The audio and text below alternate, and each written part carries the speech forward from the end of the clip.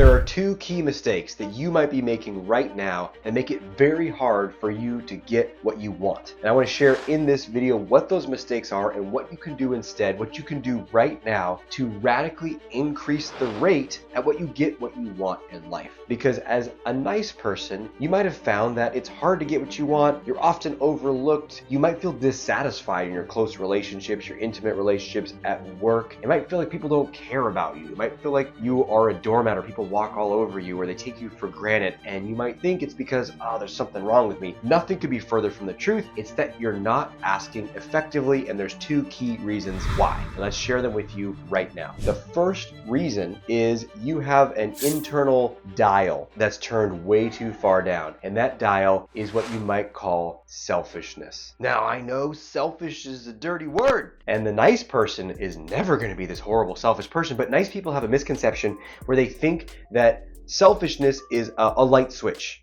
It's either off or it's on. You either are selfish and you're bad, or you're selfless and you're great.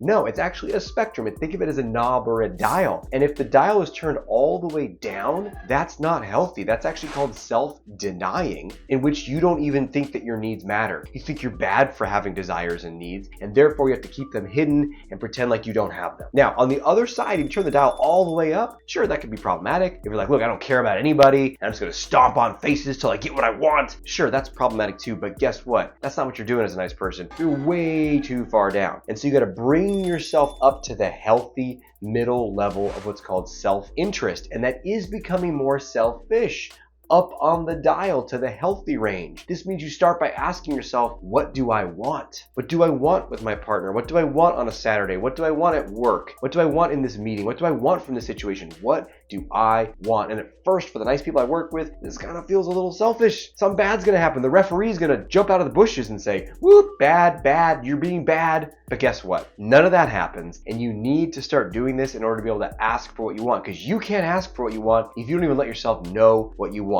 So that's the first mistake, is keeping that selfish dial way too low. You got to turn that up. And the best way to do that is to remind yourself it's okay to want things. It's okay to have needs. I do have needs, and those matter. And as you start to enforce that in your mind, you'll start to discover what you really want. Okay, that's the first mistake we got to change. The second one is, even if you do know what you want, let's say you've discovered that, you let yourself be a little more selfish, the problem is you are not asking directly. And you might say, no, I totally am. And I see this all the time when I work with clients. They really feel like they are. And then we get in there and say, okay, tell me what you said. Tell me how you said it. Exactly. Just what happened. And what I'll find out is they did not ask. It felt like they were asking, but actually what you were doing is you were doing a more passive approach. And I talk about this in my new book called Less Nice, More You, that just came out recently, where I have your assertiveness map, and it helps you see if you're being more passive, more assertive, or more aggressive, and really breaks it down into 9 different levels. You can see exactly where you're at. And what I find is most nice people are hovering at level 2, which is pretty close to the bottom, right? It's 1 through 9. The bottom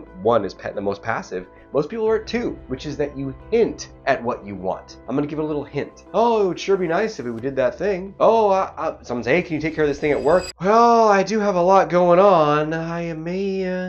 And I'm hinting that I don't want to do it. I'm hinting that I want to go to this thing with you on Saturday. And the other person either doesn't pick up the hint, or the hint is too weak, and they're kind of like, yeah, but I really want it, so I'm just gonna keep pushing for what I want. And as a nice person, we're like, okay, that's fine. I mean, I was already pretty pushy there. So the biggest problem is that nice people are not being pushy enough. And actually, it's going to feel very pushy for you. So here's another dial for you, right? Here's passively never asking for what you want. And here's saying, shut up and do what I say. And, Darth Vader choke gripping them until they give you what you want. That's on the level 9. That's too aggressive. But there's this beautiful happy medium of assertiveness where you don't just hint at what you want. You say what you want, direct and true. And this applies to workplace situations, romantic life, dating. Hey, I would love to spend time with you on Saturday. Are you free? Hey, can you take care of that thing at work?